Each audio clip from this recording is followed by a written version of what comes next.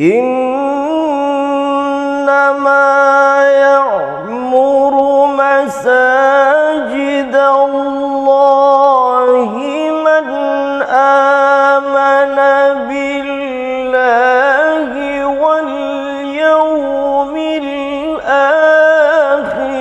وأقام الصلاة وآتى الزكاة ولم يخش إلا الله.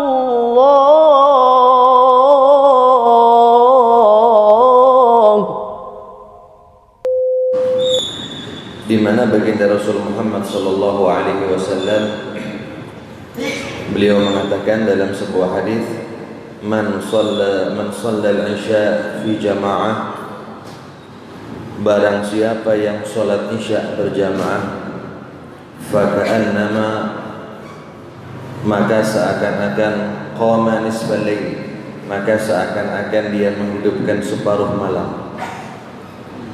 Ini bagi mereka yang salat isya berjamaah.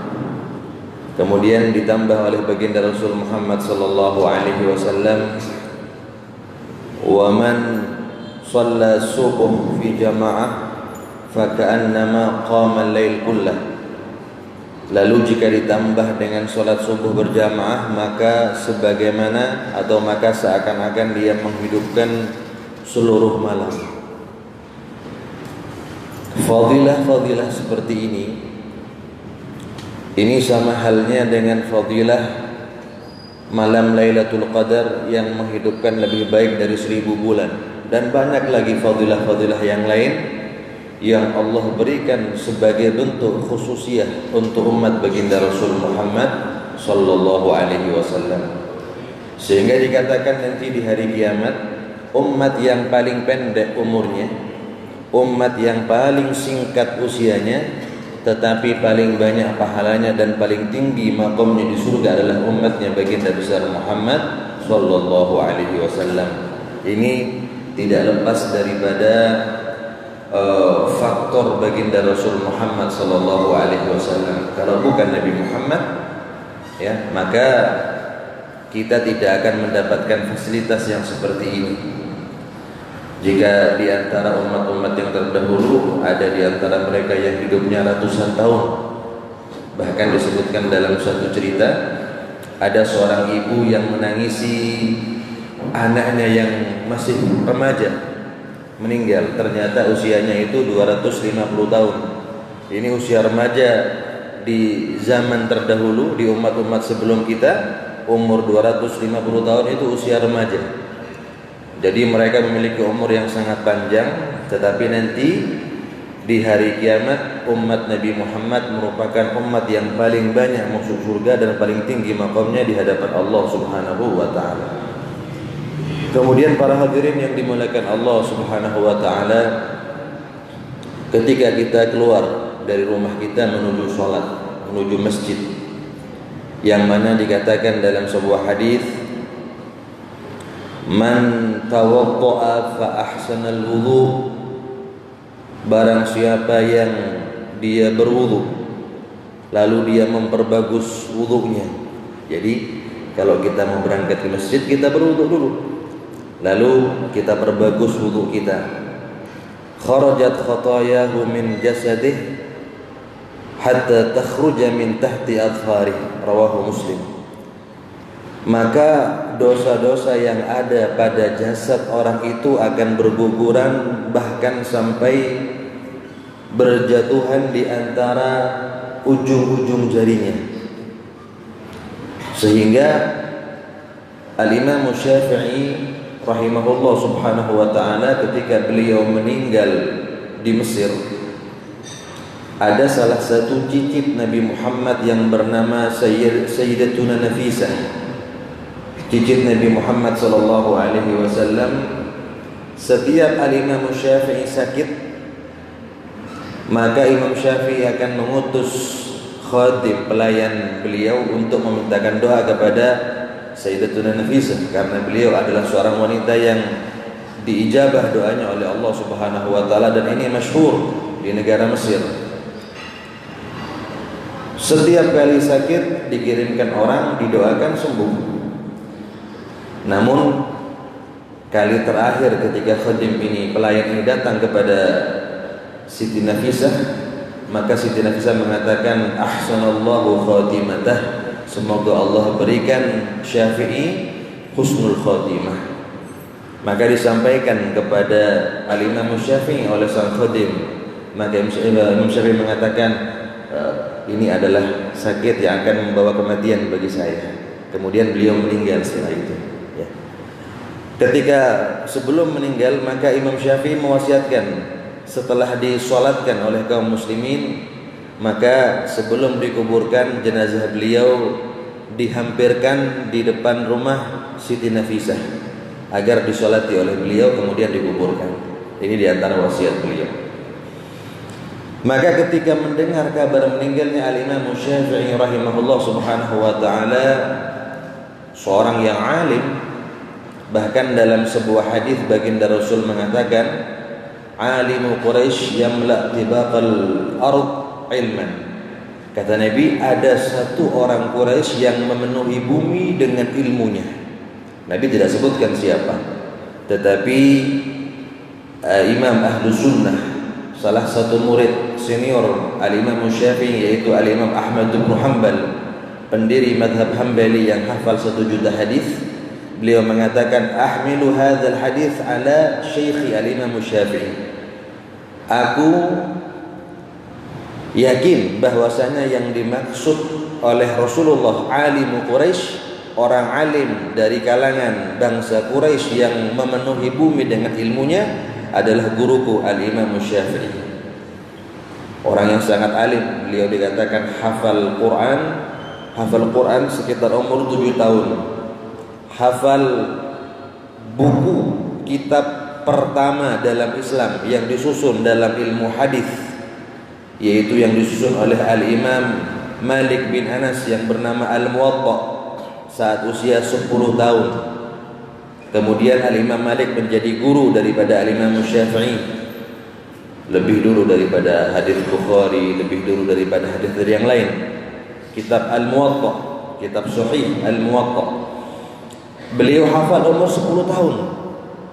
Dan beliau diberikan izin oleh gurunya, bukan gurunya, semua gurunya diberikan izin bukan untuk mengajar, tetapi untuk memberikan fatwa. Sudah menjadi mufti saat usia 15 tahun. Ini Al-Imam Syafi'i yang madhabnya dipakai mayoritas bangsa-bangsa di Asia. Ini kebanyakan Syafi'iyah. Jadi ini kita harus lestarikan apa yang menjadi warisan ya daripada madhab Syafi'i. Lalu jika umur 15 tahun diberikan izin oleh para masyayikhnya untuk memberikan fatwa, lalu kira-kira bagaimana saat beliau usia 20 tahun? Lalu kira-kira sealim apa saat usia beliau 30 tahun? Sealim apa ketika beliau berusia 40 tahun dan wafatnya beliau sekitar umur 55 tahun rahimahullah. Dengan segala keilmuan yang dimiliki Al-Imam Syafi'i, dengan segala sifat-sifat mulia yang dimiliki oleh Al-Imam Syafi'i, namun tatkala wafatnya terdengar, ya, disampaikan kepada Siti Nafisah, maka beliau Siti Nafisah hanya memuji rahimallah asy-Syafi'i. Semoga Allah merahmati Syafi'i, Al-Imam Syafi'i, kana yuhsinul wudu, dulu dia adalah orang yang baik cara wudunya. Kenapa yang dipuji cuma wudunya, bukan ilmunya, bukan ketakwaannya? Kata ulama, karena al-wudu miftahul khair, miftahus shalah. Karena orang yang wudunya bagus, maka semuanya akan menjadi bagus. Ya. Bahkan dikatakan ciri-cirinya orang wali, mereka tidak lepas daripada wudu. Sehingga dikatakan man asabahu syai'un ala ghairi wudu fala yalumanna illa nafsah. Barang siapa yang tertimpa sesuatu musibah dalam kondisi tanpa wudu, maka jangan salahkan kecuali dirinya. Jadi al-wudu ini merupakan ciri-ciri orang-orang soleh, merupakan da'bus solehin wal aulia, merupakan cara hidupnya para nabi, para soleh dan para wali. Mereka tidaklah berhadas melainkan mereka berwudu. Setiap kali mereka hadas mereka berwudu. Kemudian bagaimana cara wudu yang baik? Sudah dijelaskan dalam kitab-kitab fiqih, terutama dalam mazhab al-Imam Asy-Syafi'i rahimahullah subhanahu wa ta'ala. Mungkin ini adalah pelajaran mungkin bagi anak SD atau TK, mungkin anggapan sebagian orang, tetapi ini adalah kunci daripada kebaikan. Tidak ada istilah ilmu agama itu ilmunya anak TK. Tidak ada satu sunnah Nabi Muhammad yang remeh. Kalau kita kaitkan dengan sunnah Nabi Muhammad sallallahu alaihi wasallam, semuanya agung. Bukan berkaitan dengan perkaranya, tetapi jika dinisbahkan kepada Sayyidul Wujud Rasulullah sallallahu alaihi wasallam, tidak ada yang remeh, semuanya agung. Bahkan siwak. Ini siwak sesuatu yang remeh. Artinya tidak semua orang menggunakan siwak, tetapi lihat apa fadilahnya. Kata Nabi Muhammad sallallahu alaihi wasallam, "Laula an asyqa 'ala ummati la amartuhum bisiwaki inda kulli shalah wa fi riwayah inda kulli wudu." Kalau tidak memberatkan umatku, aku akan wajibkan mereka menggunakan siwak setiap kali salat. Dalam riwayat yang lain setiap kali wudu. Kemudian para ulama menyebutkan di antara fadilahnya siwak banyak. Fadilahnya siwak membersihkan gigi, memperbaiki pencernaan, mengharumkan mulut, mendatangkan istighfarnya malaikat dan lain sebagainya. Wa a'dhamu fawaidih, dan paling agungnya fawaid daripada atau faedah daripada siwak, yaitu mengingatkan orang yang biasa menggunakan siwak kalimat tauhid inda sakaratil maut, inda naza'. Akan mengingatkan orang yang sering menggunakan dengan kalimat la ilaha illallah ketika nazar. Jangan kita berpikir, Habib, kalau cuma kalimat la ilaha illallah kita akan ucapkan nanti. Ya mungkin ini anggapan kita. Namun Allahu a'lam bagaimana nantinya keadaan yang sebenarnya. Kalau boleh saya sampaikan, sekitar 2-3 tahun yang lalu ada gempa di Lombok, betul ya? Gempa di Lombok berapa kilo dari Denpasar, berapa kilo dari Kelungkung, tapi getarannya sampai ke Bali. Kira-kira waktu itu saat sholat apa itu? Maghrib apa Isya? Sebagian besar sedang dalam keadaan sholat. Kira-kira kalau ada gempa, antum zikir dulu apa lari dulu? Lari dulu baru zikir, begitu ya? Kalau ingat zikirnya ya. Artinya apa? Kita dengan gempa saja lupa zikir, kan begitu? Apalagi ini adalah kematian, sehingga dikatakan kematian itu adalah kiamat kiamat bagi orang yang merasakan, orang yang orang yang telah ditentukan ajalnya oleh Allah Subhanahu wa taala. Jadi yang biasa kita lakukan wudu itu adalah dalam mazhab al-Imam Syafi'i ya. Cuman saya akan singgung sedikit agar kita keluar daripada khilaf para ulama sehingga kita sempurna dalam menggunakan wudu. Yang pertama, saat kita berwudu maka di antara sunnah-sunnah tersebut adalah yang pertama kita menggunakan siwak. Bagaimana cara memegang siwak?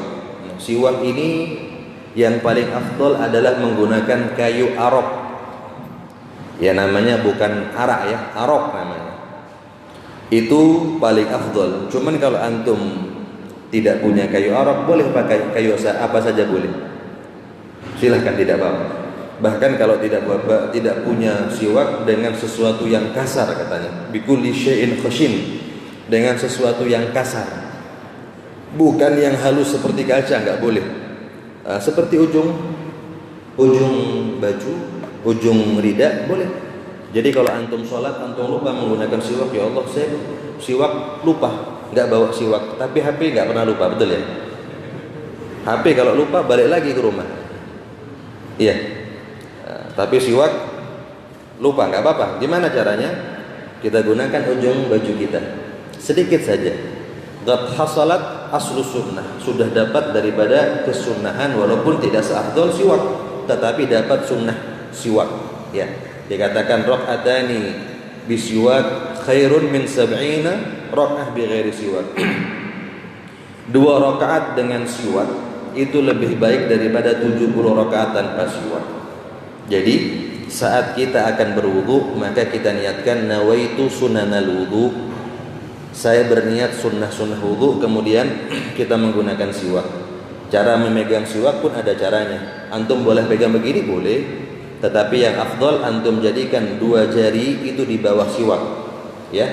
Jari kelingking dan jari ibu jari, ya, kelingking dan ibu jari ada di bawah siwak, kemudian 3 jari yang lainnya di atas siwak. Begini cara pegang.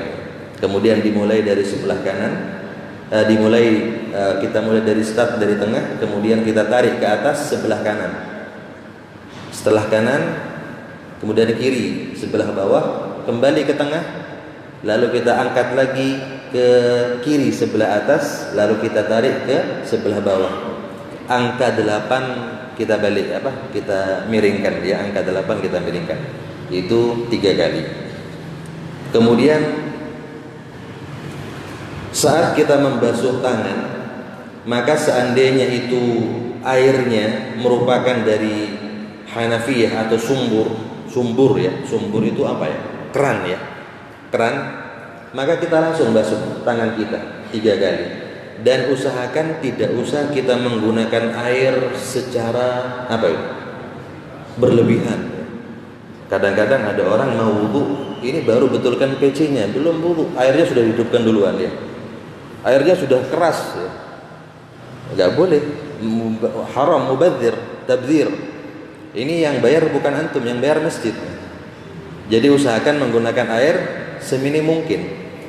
Kalau antum menggunakan ember atau menggunakan bak mandi, ya, itu kalau bisa kita membasuh di luar daripada bak mandi, ya. Tapi kalau tangannya itu najis, maka nggak boleh.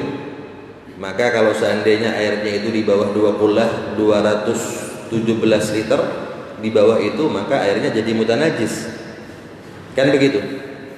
Jadi kita basuh di luar, walaupun tangan kita suci, tapi sunnah kita basuh 3 kali.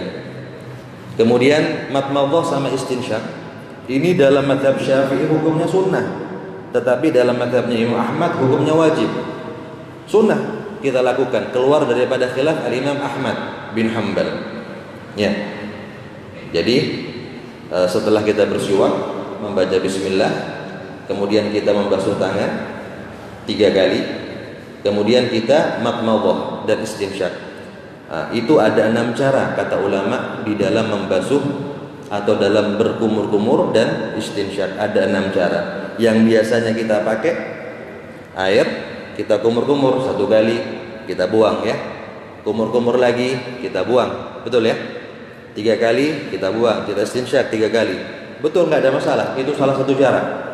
Cuman kata ulama ada cara yang paling afdal. Apa itu? Kita gabungkan antara matmadhah dengan istinsyak. Satu contoh, kita ambil 1 cidukan. Ini air, kita ambil 1 ciduk, kita gunakan untuk matmadhah. Dan sunnah berkumur-kumur. Ya, namanya al-mubalaghah. Secara berlebih-lebihan. Artinya bukan sekedar dimasukkan, enggak, tetapi dibuat kumur itu air. Itu sunnah. Al-mubalaghah fil matmadhah, kecuali bagi orang yang berpuasa tidak sunnah untuk al-mubalaghah, cukup matmadhah. Kenapa? Sedang puasa. Kalau puasa habis boleh madmadah, boleh madmadah, tetapi tidak disunnahkan untuk al-mubalaghah. Kenapa? Khawatir nanti ada air yang tanpa sengaja terminum, batal nanti. Ya. Jadi gimana caranya? Ambil satu cidukan, kemudian dia gunakan untuk madmadah, kemudian dia berkumur, lalu airnya itu ya dibuang di sebelah kirinya. Ini masih ada air sisanya, digunakan untuk istinsyak. Jadi langsung, namanya wasal, menggabungkan antara madmadah dengan istinsyak. Ya. Jadi madmadah dulu satu kali, dibuang itu air sebelah kiri, kemudian sisanya itu digunakan untuk istinsyak. Dan ketika istinsyak itu sunnah juga untuk menarik air sampai ke atas. Sunnah. Walaupun seandainya antum gunakan cuma sekedar masuk dalam hidung, boleh, nggak apa-apa. Dapat sunnah. Tapi yang paling afdol yaitu ketika airnya itu ditarik sampai ke atas. Kemudian airnya itu istinthar namanya. Kemudian dibuang dengan tangan kiri. Satu. Madmadah, buang air, kemudian istinsyak. Dihirup, kemudian dibuang. 2 sampai 3 kali. Ya. Seandainya antum gunakan cara yang biasa juga boleh, nggak apa-apa. Ya, tapi kata ulama di antara 6 cara ini, ya, metode seperti ini yang wasal, menggabungkan antara madmadah dengan istinsyak, itu yang paling afdal. Sudah selesai, kemudian apa lagi? Membasuh wajah, ya, membasuh wajah. Nah, saat membasuh wajah ini diwajibkan kita berniat, ya, karena niat itu merupakan rukun daripada wudu. Ya, jadi ketika kita berwudu, kapan letaknya niat? Niat untuk mengangkat hadas, nawaitu rafal hadas atau nawaitu furudul wudu. Kapan? Yaitu saat kita pertama kali membasuh wajah. Kita ambil itu air, ya, langsung kita basuh wajah sambil dalam hati kita berniat, bukan dengan lisan. Ya, kalau kita mengatakan nawaitu rafal hadatsil asghar misalnya, saya berniat wudu mengangkat hadas kecil, dengan lisan kita hukumnya sunnah, tetapi yang wajib dalam hati. Ya, saat kita basuh pertama kali wajah kita mengatakan dalam hati, saya berniat wudu, fardu wudu, atau saya berniat mengangkat hadas kecil. Yang sunnah adalah saat kita membasuh dari sebelah atas. Kalau antum basuh dari bawah boleh, nggak ada masalah. Tetapi yang sunnah saat antum membasuh wajah dimulai dari atas, dari sini, begini, ya. Dan sunnah untuk italatul ghurrah, untuk memanjangkan ghurrah. Dalam hadis riwayat Imam Al-Bukhari bahwasanya umat Nabi Muhammad itu akan dipanggil nanti di hari kiamat, akan dibedakan oleh Nabi Muhammad dengan ciri apa? Mereka itu ghurrah muhajjalin min atharil wudu. Ya, kata Rasulullah SAW, faman istata'a minkum an yutila ghurratah falyaf'al. Siapa orang di antara kalian yang bisa memanjangkan ghurrahnya maka lakukan. Apa itu ghurrah? Yang wajib saat membasuh wajah adalah ini, batas wajah, ya. Ini dari sini sampai ke sini. Kemudian dari sini telinga ini sampai ke telinga sebelahnya ini. Ini wajib. Tetapi yang sunnah antum lewatkan. Kenapa? Karena nanti yang lewat itu adalah yang akan bercahaya di hadapan Allah Subhanahu wa taala, sehingga Nabi Muhammad bisa membedakan, oh, yang mana umatku dengan umat yang lain. Sebab ghurrah menurut bahasa adalah al-bayad fi jabhatil faras, ya, warna putih yang ada di dahinya kuda.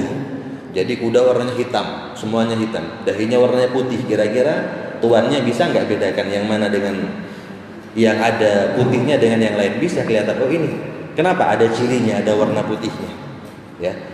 Sunnah antum lewatkan, ya, sampai ke rambut boleh, dan sunnah juga untuk mengusap sekalian telinga sampai ke bawah dagu. Sunnah. Ini saat membasuh wajah. Loh, kenapa Habib sunnah membasuh telinga? Keluar daripada khilaf yang mengatakan telinga adalah bagian daripada wajah. Jadi ada yang mengatakan telinga ini bagian daripada wajah, jadi harus dibasuh. Walaupun dalam mazhab Syafi'i wajah ini wajah, telinga nggak termasuk. Tetapi sunnah kita untuk membasuh telinga semuanya. Kenapa? Khilaf daripada orang yang mengatakan telinga bagian daripada wajah. Ya, jadi basuh satu, ambil lagi air dari atas, ya, dua, tiga, kemudian sunnah ta'ahud. Apa itu? Nah, ini yang penting. Ini yang ada di ujung mata, yang dekat dengan hidung, dan yang sebelahnya sini, ini sunnah diginikan. Kenapa? Agar seandainya ada sesuatu yang menempel daripada kotoran tidak bisa, tidak menghalangi masuknya air. Ya. Ya. Kemudian bagi mereka yang ada jenggot atau ada cambangnya, bagaimana hukumnya? Kalau sekiranya cambangnya itu lebat, apa itu lebat? Apa definisi lebat? Sekiranya dalam jarak 1,5 meter warna kulit tidak terlihat oleh orang yang berbicara dalam jarak 1,5 meter, maka dia dikategorikan jenggotnya lebat. Tetapi biasanya kalau kita ini jenggotnya jarang-jarang, ya, atau ada jenggotnya tapi tidak lebat, nah itu hukumnya harus sampai air. Jadi saat kita basuh wajah ini harus sampai airnya ini ke kulit, harus sampai, ya. Kecuali bagi mereka yang punya jenggot lebat, sekiranya dalam jarak 1,5 meter tidak terlihat kulitnya, maka yang wajib hanyalah membasuh zahirnya, luarnya, ya, tidak sampai masuk ke dalam. Ini bagi yang jenggotnya lebat, tidak terlihat kulit dalam jarak 1,5 meter. Tapi yang punya jenggot tidak lebat, maka dia wajib untuk menyampaikan air agar sampai itu air ke kulit, ya. Kemudian yang sunnah saat membasuh wajah bagi yang berjenggot tebal adalah at-takhlil. Apa itu takhlil? Menyela-nyela. Selesai semuanya wajah 3 kali, dia ambil lagi air, kemudian dia gunakan dengan tangan kanannya, begini, namanya takhlil, ya. Jenggotnya di sela-sela, ini sunnah, ya. Kemudian bagi yang punya takhlil jenggot, sudah selesai wajah, kemudian apa sekarang? Tangan, ya, tangan, ya. Maka yang wajib saat membasuh tangan itu sampai mirfaq. Apa ini mirfaq? Siku. Tetapi disebutkan dalam kaidah ma la yatimul wajib illa bihi fahuwa wajib. Sesuatu yang wajib tidak akan sempurna kecuali dengan sesuatu tersebut, maka sesuatu yang semulanya tidak wajib menjadi wajib. Maksudnya apa? Apakah antum bisa meyakinkan bahwasanya antum sudah sampai ke mirfaq saat mencuci tangan? Mau kita paskan sampai siku pas, mepet pas, bisa? Gak bisa. Kecuali kita lebihkan sedikit, baru kita yakin ini siku sudah tercuci semuanya. Nah, lebihnya itu adalah wajib, ya. Ini, ya. Tapi yang sunnah itolatu tahjil, kita memanjangkan nur cahaya kita dengan air wudhu. Bagaimana caranya? Sampai katif atau sampai setengah lengan, ya. Jadi kalau kita basuh, jangan kita eman-eman, ya. Nah, artinya angkat lagi sedikit baju kita usahakan basuh. Kenapa? Karena basuhan itu nanti akan mengeluarkan cahaya di hadapan Allah Subhanahu wa taala. Dengan cahaya itu Nabi Muhammad akan mengenali kita, ya. Kemudian yang sunnah, kalau airnya itu diciduk, ya, maka antum sunnah dimulai dari jari. Begini caranya. Jadi, ya, kita tidak usah boros menggunakan air, ya. Jadi seandainya ada air, ya, kita ciduk begini sudah cukup. Caranya begini. Ini kena semua ini. Lah habiskan sedikit, ya, nggak apa-apa. Selama air itu mutaraddidan, ya, selama air itu masih mengalir di anggota tubuh, di anggota tangan atau wajah, ini air bukan mustakmal. Antum pakai lagi gini kan nggak apa-apa, dia tidak mustakmal, ya. Kalau sekiranya air itu adalah air keran, maka antum punya 2 pilihan, ya. Boleh antum mulai dari jari, boleh air keran, atau antum langsung dari siku, itu nggak apa-apa. Sunnah, keduanya sunnah, ya. Kemudian 3 kali. Ya, selesai yang sebelah kanan, sebelah kiri. Ya, boleh kalau keran boleh langsung. Tapi kalau antum jiduk yang sunnah menggunakan jari dulu, dimulai dari jari. Jadi begini caranya. Gini. Dan sunnah dalak. Apa itu dalak? Imrarul yad, ya. Tangan itu diginikan, digosok. Kenapa? Ini menurut mazhabnya Imam Malik, hukumnya wajib dalak. Padahal dalam mazhab Syafi'i, antum buka keran, antum ginikan, tanpa antum pegang pun selama air itu sudah sampai ke semua tangan kita sudah cukup. Itu dalam mazhab Syafi'i, ya. Tetapi dalam mazhab Malik enggak sah. Ya, harus imrarul yad. Ini sunnah. Jadi kita gunakan seperti ini. Kemudian selesai 3 kali sudah, maka sunnah tasbih. Apa itu tasbih? Begini. Ya. Tetapi yang sunnah tasbih itu antum ambil air lagi, lalu antum letakkan tangan yang kiri di atas yang kanan. Begini. Jadi ini air, selesai, gini kan. Yang kiri dulu di atas yang kanan, kemudian yang kanan di atas yang kiri. Ini yang sunnah. Antum begini boleh, tidak ada masalah. Kemudian yang punya cincin, yang sering pakai cincin, ada. Nah, ini sunnah tahrikul khatam. Kita gerak-gerakkan, ya. Kenapa? Agar airnya masuk. Sunnah. Tapi kalau kita yakin karena seret ini saya punya cincin seret, ini airnya nggak mungkin masuk ini, maka wajib untuk cabut cincinnya. Ya, nanti selesai wudu dipakai lagi. Tapi kalau kita yakin itu air sampai, maka cukup digerak-gerakkan sunnah. Selesai. Sekarang kepala, ya. Maka dalam mazhab Syafi'i itu yang wajib hanya sedikit. Begini sudah sah antum. Ya, dalam mazhab Syafi'i kita basuh rambut atau basuh kepala begini sudah selesai. Tetapi tidak bagi Imam Malik. Ya, kita harus membasuh seluruh kepala kita ini. Begini caranya. Nah, jadi kita gunakan yang Imam Malik sunnah dalam mazhab Syafi'i sunnah. Ya. Kemudian yang sunnah juga adalah saat membasuh kepala. Jadi caranya kita gunakan ibu jari ini di kening. Ini kening namanya, ya. Kemudian sabbabatain, telunjuk menyatu. Jadi begini. Ya, kemudian ini sudah kita ambil air, kita letakkan ibu jari keduanya di kening kita, kemudian telunjuk saling bersentuhan. Ini kita tarik ke belakang. Ya, sampai paling mentok, paling bawah, paling belakang, kita balik lagi. Terhitung 1. Ambil lagi 2. Ambil lagi 3. Ya, ini bagi mereka yang punya rambut. Kalau tidak punya rambut, tidak sunnah balik lagi, cukup 1 kali begini. Atau rambutnya pendek. Ya, kalau rambutnya pendek, nggak punya rambut, cukup sekali 1. Ya, tidak usah balik lagi. Kemudian sunnah juga saat kita membasuh kepala.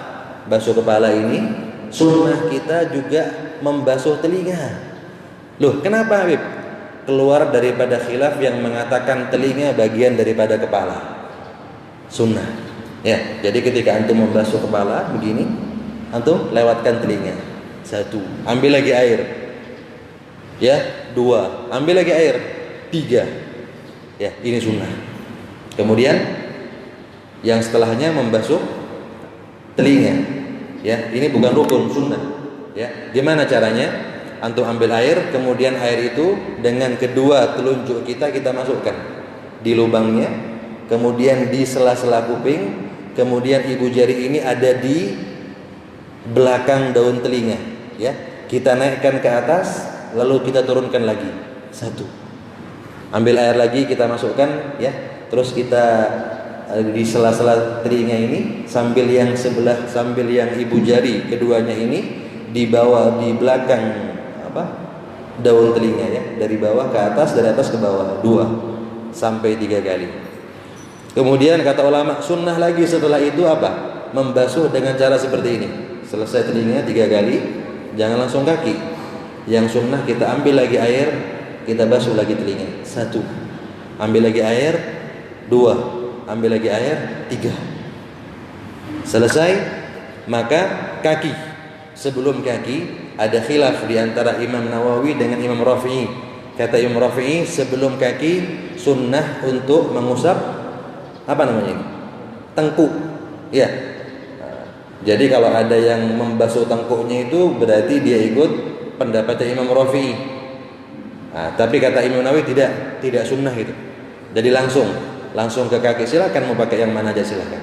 Kemudian yang wajib membasuh kaki itu seluruh kaki sampai mata kaki. Cuman lebih daripada mata kaki juga hukumnya wajib. Karena menurut kaidah tadi ma la yatimul wajib illa bihi bahwa wajib lebihkan. Tapi kata ulama sunnah untuk kita panjangkan tahjil nur di kaki kita dengan basuhan air wudu sampai mana? Sampai betis boleh, dan paling sempurnanya sampai lutut. Ya, tidak usah sampai paha, enggak usah. Ya, sampai lutut saja sunnah. Ya. Kemudian setelah membasuh yang kanan, kita sunnah takhlil. Apa itu takhlil? Menyela-nyela kaki. Tidak wajib tapi sunnah. Bagaimana caranya?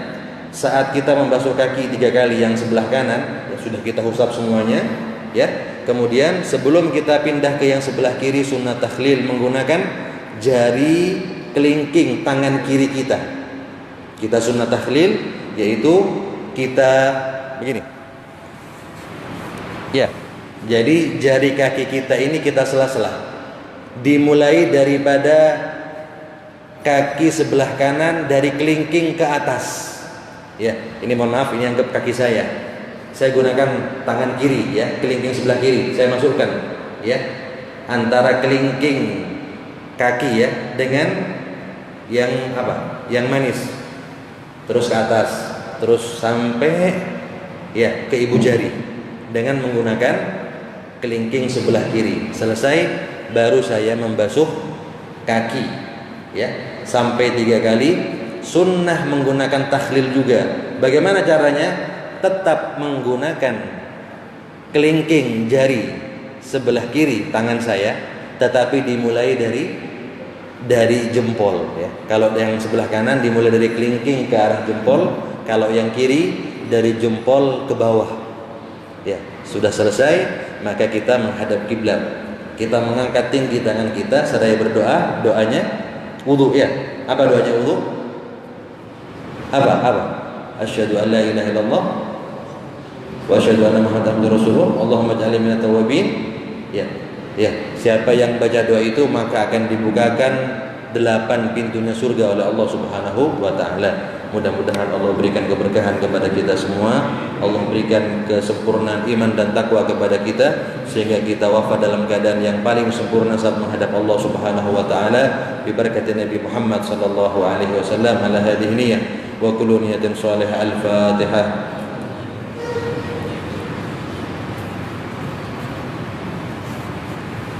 Kurang lebihnya saya mohon maaf. Wabillahi taufiq wal hidayah. Wassalamualaikum warahmatullahi wabarakatuh.